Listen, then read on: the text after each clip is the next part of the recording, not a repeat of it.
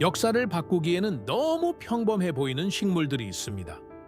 이들은 유리로 된 실험실이나 세계 보건 정책이 결정되는 거대한 사무실에서 멀리 떨어진 곳에서 조용히 자라납니다. 하지만 때로는 겉보기에 평범한 잎사귀 속에 정부, 기관, 그리고 거대한 제약회사 전체를 불편하게 만들 수 있는 질문이 숨겨져 있기도 합니다. 그 식물의 이름은 개똥쑥 알테미시아 안누아입니다. 이 이야기에 제시된 자료에 따르면 이 식물의 잎에는 말라리아에 대항하는 매우 강력한 화합물이 포함되어 있어 결국 세계에서 가장 중요한 말라리아 치료제 중 하나의 기초가 되었습니다. 세계보건기구 WHO는 아르테미신인 기반의 변종 요법을 말라리아 퇴치를 위한 필수적인 도구로 인정하고 있습니다. 그러나 여기서부터 진정한 미스터리가 시작됩니다. 제약 화합물은 승인되고 장려되며 유통되는 반면 차, 분말 또는 잎으로 만든 알약 형태 등 식물 자체를 사용하는 것은 여전히 공식 권장 사항에서 제외되어 있습니다. 어떻게 이런 일이 일어날 수 있을까요? 어떻게 같은 식물이 제약 공급망에 들어갈 때는 찬사를 받으면서 지역 사회가 직접 사용하려고 할 때는 거부당할 수 있을까요?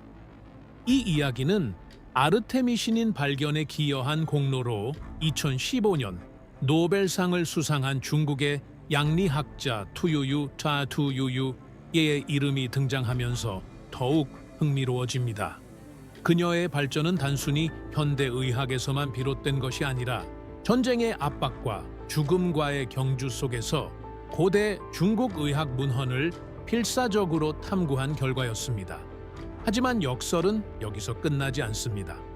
원본 기록에 따르면 콩고 민주공화국의 한 의사는 기존 치료법에 더 이상 반응하지 않는 환자들과 마주했습니다. 어린이와 어른 모두 한계에 다다랐습니다. 그 중에는 혼수 상태에 빠진 5살 소년도 있었습니다. 더 이상 선택의 여지가 없어 보였을 때 현지에서 재배된 개똥쑥의 말린 잎으로 만든 알약을 사용했습니다. 5일 만에 18명의 환자가 모두 회복되었습니다. 그리고 질문은 여전히 맴돕니다. 식물이 생명을 구할 수 있다면 왜 그것을 가장 필요로 하는 사람들이 접근할 수 있도록 허용하는 것이 여전히 그렇게 어려운 일일까요? 이 이야기의 기원은 국제회의장이나 제약회사 혹은 수백만 달러의 자금이 투입된 대규모 임상시험에 있지 않습니다. 그 기원은 1967년 5월 23일에 내려진 비밀 명령에 있습니다. 당시는 베트남 국경 인근 지역에서 말라리아가 군인들을 초토화시키고 있던 때였습니다. 이에 중국은 520만 프로젝트라는 과학 및 군사 작전을 시작했는데 그 목표는 질병이 더 많은 생명을 앗아가기 전에 말라리아 치료제를 찾는 것이라는 명확하고도 시급한 것이었습니다. 500명 이상의 과학자들이 동원되었습니다. 군사연구원, 학자, 현대과학교육을 받은 의사, 그리고 중국 전통의학 전문가들이 포함되었습니다. 그중 투유유라는 젊은 양리학자가 등장했습니다. 1969년 그녀는 전통치료법 연구를 전담하는 프로젝트 부문의 책임자로 임명되었습니다. 그것은 간단한 작업이 아니었습니다. 무작위로 식물을 선택하거나 오래된 전설을 맹목적으로 믿는 것이 아니었습니다. 그녀의 팀은 약 2,000개 고대 치료법을 검토하고 가능성을 걸러내고 문헌을 비교하고 오류를 배제하여 산더미 같은 정보를 600여 개의 후보로 압축했습니다. 그러던 중 말라리아 의학의 운명을 바꿀 단서가 나타났습니다. 가홍개홍이 저술한 것으로 알려진 4세기의 고대 의학서에서 투유유는 칭하오, 즉 개똥쑥에 대한 언급을 발견했습니다. 하지만 중요한 것은 식물만이 아니었습니다.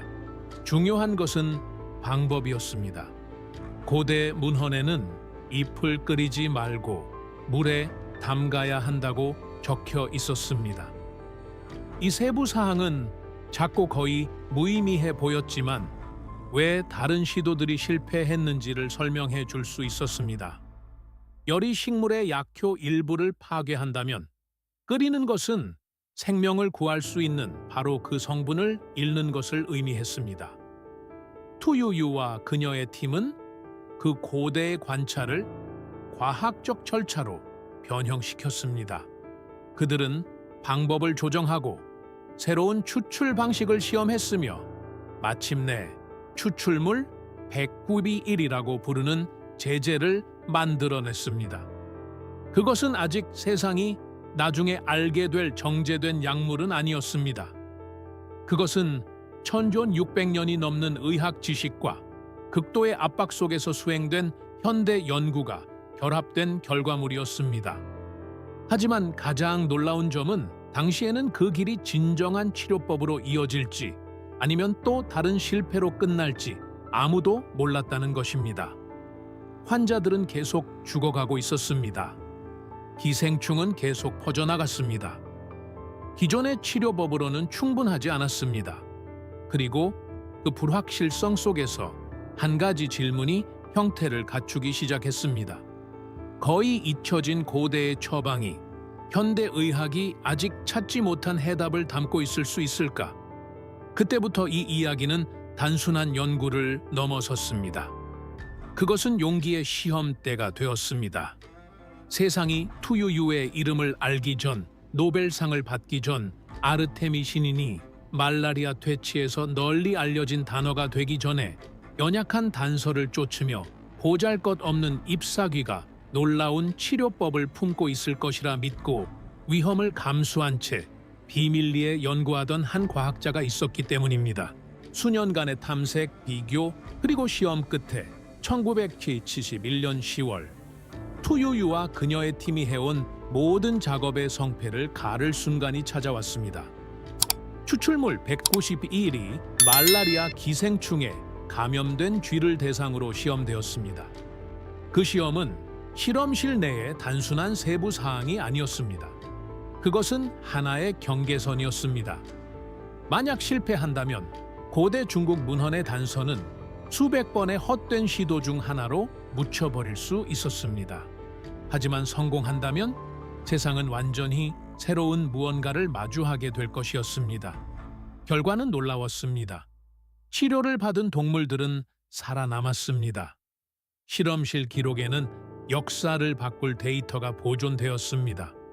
바로 기생충의 100% 억제였습니다. 다시 말해, 잎을 끓이지 않고 물에 담그라는 고대의 지침에서 탄생한 것이 이제 지구상에서 가장 치명적인 기생충 질환 중 하나에 대항하는 실질적인 힘을 증명한 것입니다. 하지만 여전히 피할 수 없는 질문이 남아 있었습니다. 동물 실험에서의 유망한 결과를 어떻게 절망에 빠진 인간을 치료하는 데 적용할 수 있을까?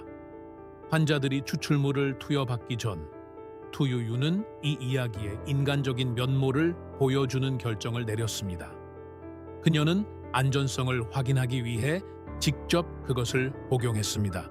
그녀는 이론의 편안함 속에서가 아니라 자신의 몸을 위험 한가운데에 두면서 그렇게 했습니다.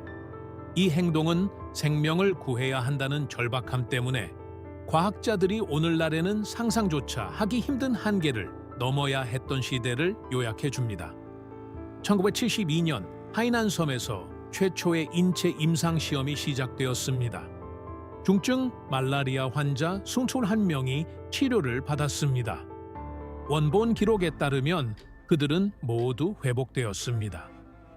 내부 보고서와 임상 기록에 문서화된 이 사례들은 개똥쑥 잎 속에 환자들의 운명을 바꿀 수 있는 무언가가 존재한다는 것을 확인시켜 주었습니다. 같은 해 11월 연구팀은 초기의 칭하오수로 알려졌고 나중에 아르테미신인이라는 이름을 얻게 될 순수 화합물을 분리하는 데 성공했습니다. 그 순간부터 지역의 식물, 고대의 처방, 그리고 비밀 임무의 이야기는 의학 혁명으로 변모했습니다. 그러나 여기서 결코 완전히 사라지지 않은 긴장이 나타납니다. 이 발견은 식물의 효능을 확인시켜 주었지만 동시에 천연 기원에서 화합물을 분리하는 길을 열어주었습니다. 아르테메시닌은 과학 및 제약계의 관심의 중심이 되기 시작한 반면 식물 전체는 점점 더 소외되었습니다. 그리고 그 차이가 모든 것을 바꾸어 놓았습니다. 지역사회가 식물을 재배하고 건조하고 가공하여 말라리아에 대항하는 지역적인 도구로 만드는 것과 정제된 추출물, 생산망, 라이선스, 국제가격, 그리고 질병이 가장 심하게 타격을 입히는 마을에서 멀리 떨어진 곳에서 내려지는 결정에 의존하는 것은 완전히 다른 문제이기 때문입니다. 그래서 질문은 이전보다 더 불편하게 다시 떠오릅니다. 치료의 첫 징후가 잎에 있었고 발전의 기원이 식물 전체였다면 왜 세상은 결국 통제된 형태의 치료법만을 받아들이게 되었을까요? 1981년 10월 중국 연구원들은 단순한 이론 이상의 것을 가지고 베이징에서 열린 세계보건기구 회의에 참석했습니다. 그들은 임상 기록, 실험실 데이터, 그리고 구체적인 제안을 가져왔습니다. 현지에서 재배되어 접근하기 쉽고 이미 중증 말라리아 사례에서 검증된 개똥쑥에 말린 잎으로 만든 제제를 사용하자는 것이었습니다. 그 아이디어는 단순하지만 강력했습니다. 추출물을 표준화하고 대규모로 생산하여 말라리아가 여전히 수천 명의 목숨을 앗아가고 있는 지역에 배포하자는 것이었습니다. 그러나 반응은 많은 이들이 기대했던 것과 달랐습니다. 세계보건기구는 품질 관리와 복용량의 변동성 문제를 지적하며 그 방안을 거부했습니다. 기술적인 관점에서 볼 때 이러한 우려는 이해할 만했습니다. 수백만 명을 위한 약은 일관되고 안전하며 측정 가능하고 검증 가능해야 하기 때문입니다. 하지만 다른 관점에서 보면 그 결정은 깊은 분열의 시작을 알리는 것이었습니다.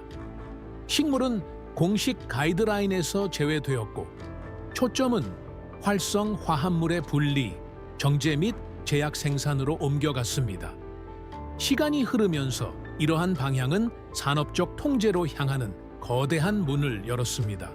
1994년 노바티스는 중국 파트너들과 함께 나중에 코아르템, 사이트리티스, 사큐아템으로 알려지게 될 아르테메터 루메판트린, 아르테메터 루메판트린의 변용 요법을 상업화할 독점권을 획득했습니다.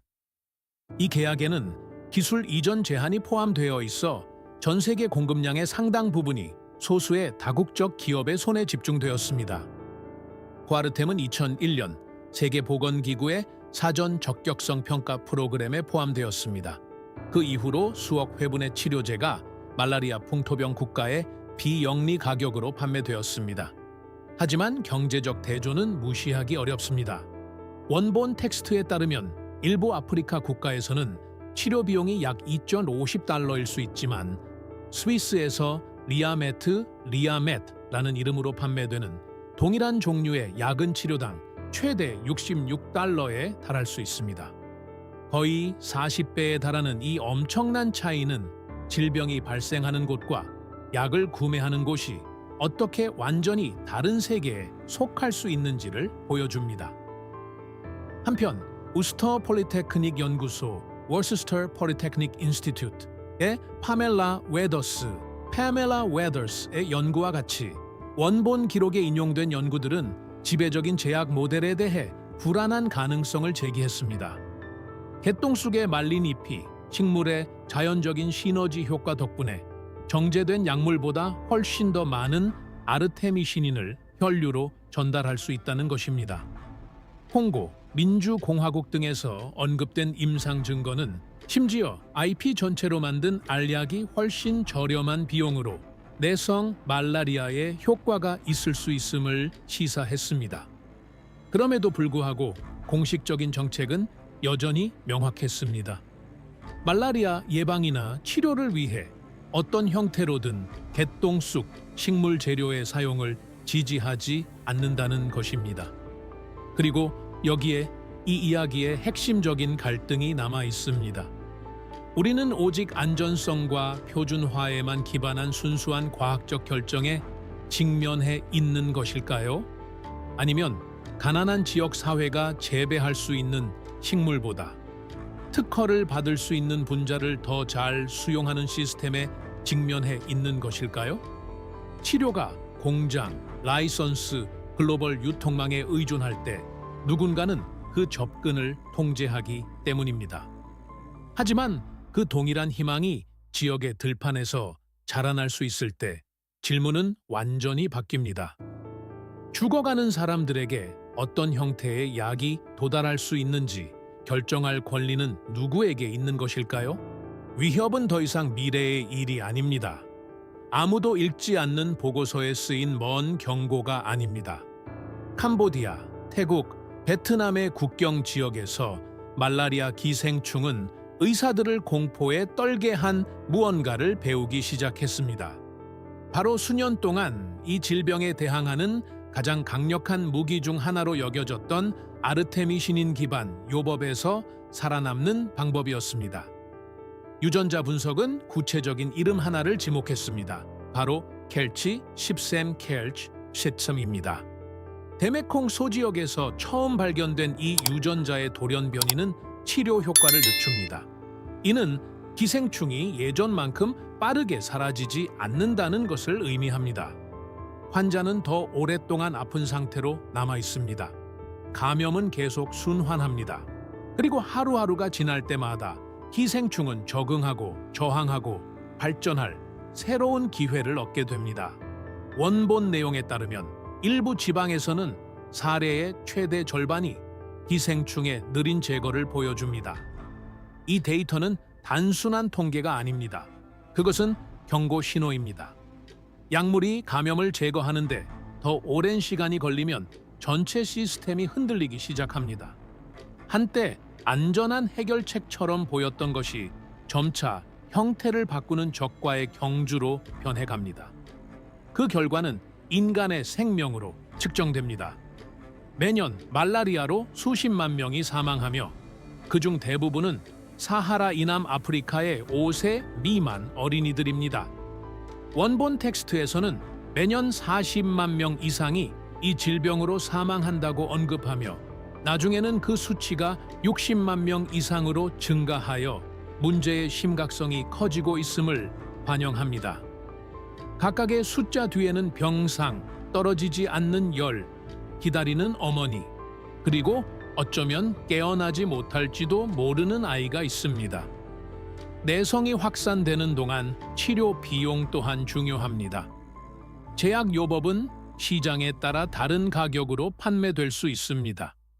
원본 기록에 따르면 아프리카에서는 성인 1회 치료 과정에 약 2.50달러, 유럽에서는 최대 66달러에 달합니다.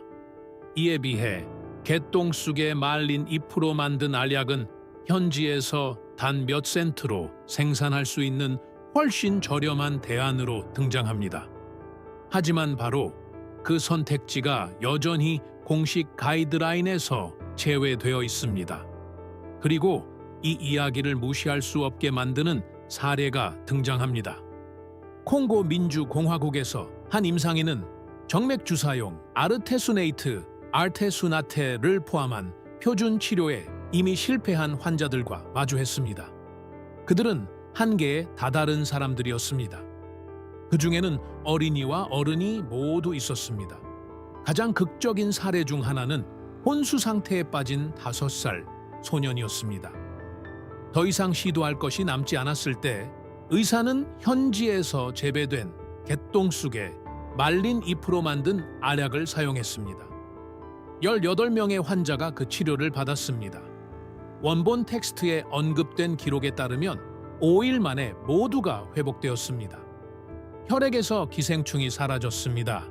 그것은 추상적인 약속으로 제시된 것이 아니라 기존의 선택지가 이미 실패한 상황에 맞서 문서화된 회복 사례였습니다.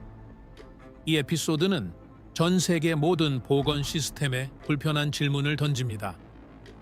표준 약물이 효과가 없을 때 지역의 치료법이 환자를 구할 수 있다면 왜 가능한 한 진지하게 연구하지 않는 것일까요? 왜 광범위하고 투명하며 엄격한 임상시험에 자금을 지원하지 않는 것일까요? 왜 잠재적으로 저렴하고 재배 가능하며 지역사회 중심적인 해결책이 공식적인 경고, 규제에 대한 의심, 그리고 깨기 힘든 경제 구조 사이에 갇혀 있어야만 할까요? 내성은 마을에서 마을로 퍼져나가고 있습니다. 분자 감시팀은 계속해서 돌연변이를 추적하고 있습니다. 최전선의 진료소에서는 승인된 치료를 마친 후에도 열이 나서 돌아오는 환자들을 계속 목격하고 있습니다. 그리고 시간이 흐르면서 질문은 더욱 절박해집니다.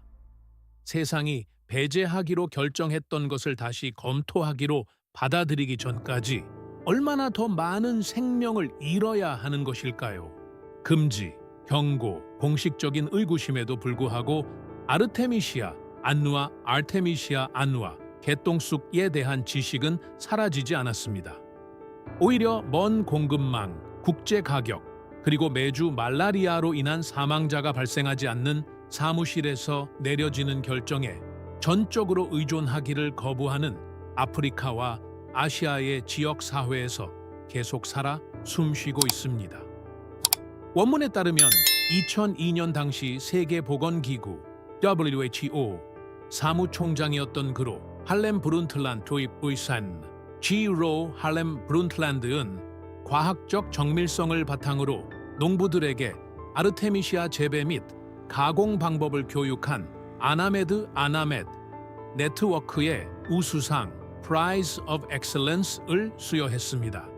이는 중앙 집중화된 제약 시스템과는 다른 모델, 즉 소규모 지역 농장, 지역 사회 차원의 가공, 그리고 이를 가장 필요로 하는 사람들 가까이에서 알약을 생산하는 방식을 인정한 것이었습니다. 부룬디와 르완다의 메종 드 라르테미시아, 마이손 데 라르테미시아 같은 곳에서는 기술자들이 엄격한 프로토콜을 따르고 있습니다.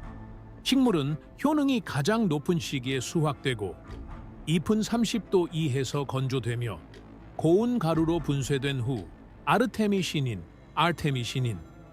함량이 검증된 알약으로 압축됩니다.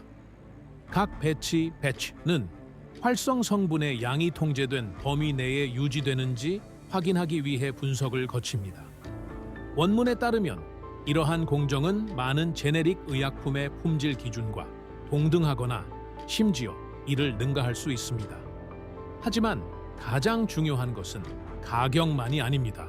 물론 가격이 모든 것을 바꾸기는 하지만 말입니다. 원문에서 인용된 보고서에 따르면 성인을 위한 전체 치료제를 5센트 미만으로 생산할 수 있다고 합니다. 이 수치는 다양한 시장에서 판매되는 제약 치료제의 가격과 비교할 때 거의 불가능해 보입니다. 그러나 이 낮은 비용 이면에는 더 깊은 의미가 있습니다. 바로 말라리아의 위협을 받는 지역이 자체적인 대응책의 일부를 직접 재배, 가공, 분배할 수 있는 가능성입니다. 이러한 지역사회센터는 단순히 알약만 제조하는 것이 아닙니다. 그들은 자립심을 구축합니다. 농부들에게 씨앗을 선택하고 토양을 관리하며 유기농 방식으로 해충을 통제하고 명확한 절차를 따르는 방법을 가르칩니다. 공급망은 지역의 텃밭에서 시작되어 검증된 제품으로 끝납니다. 이는 특허나 수입에 의존하지 않으며 제네바에서 허가가 내려지기를 기다릴 필요도 없습니다.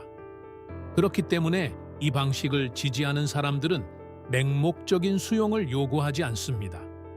그들은 검토를 요구합니다. 충분한 자금이 지원되는 무작위 임상 시험을 요구합니다. 세계보건기구가 새로운 데이터를 평가해 줄 것을 요구합니다. 통제와 표준, 그리고 투명성을 바탕으로 아르테미시아를 안전하게 생산하고 사용할 수 있도록 허용하는 규제 프레임워크를 요구합니다. 진정한 논쟁은 식물 하나가 전체 제약 시스템을 즉각적으로 대체해야 하는지 여부가 되어서는 안 되기 때문입니다. 가장 솔직한 질문은 따로 있습니다. 저렴하고 접근 가능한 도구를 가리키는 임상적 징후, 지역 사회의 경험, 생산 프로토콜이 존재한다면 왜 이를 끝까지 연구하지 않는가 하는 것입니다. 오늘날에도 말라리아는 매년 수십만 명의 목숨을 앗아가고 있으며 그중 대부분은 어린이들입니다. 그동안 이 질병에 맞선 가장 위대한 의학적 진보 중 하나의 영감을 주었던 식물은 공식적인 정책과 경제적 이해관계로 인해 계속해서 소외되고 있습니다. 과학은 이미 문을 열었습니다. 지역사회는 스스로 조직화할 수 있음을 이미 증명했습니다. 이 이야기에 따르면 데이터는 존재합니다. 부족한 것은 의지뿐입니다. 그리고 결국 이 질문은 단순히 의학적인 것만이 아닙니다. 도덕적인 문제입니다. 누가 치료제에 접근할 자격이 있는 생명인지 누가 결정합니까? 지역적인 해결책이 시스템에서 배제될 때 이익을 얻는 것은 누구입니까? 그리고 보잘것없는 잎사귀 하나가 산업 전체의 권력에 도전할 수 있다면 우리는 그 식물이 여전히 우리에게 전하고자 하는 말에 귀 기울일 용기가 있을까요?